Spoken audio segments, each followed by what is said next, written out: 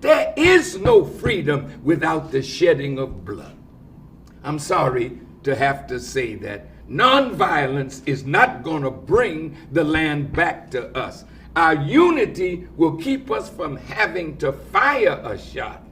But if we are not united, the only way we're going to get what belongs to us is to make up our minds either to live to get it or die trying to get it.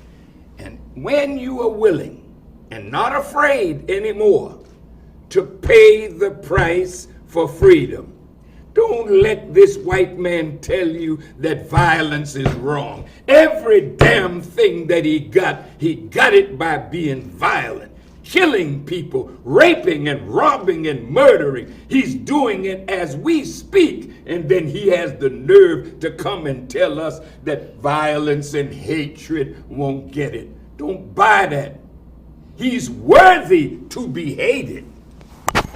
Worthy because of the evil that he does. God hates. I don't know why man think you're better than God when God in the Bible said he loved Jacob, but he hated Esau.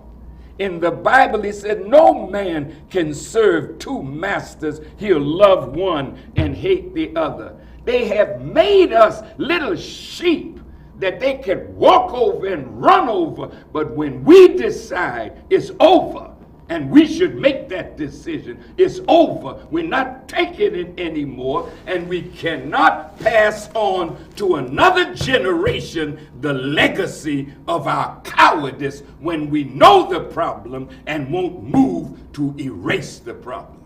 That's our fault. We gotta change. See, one of the things that our ancient people knew, yours and mine, when it got to the point where they would be extinguished, they had to fight. Even if they lost, they had to fight.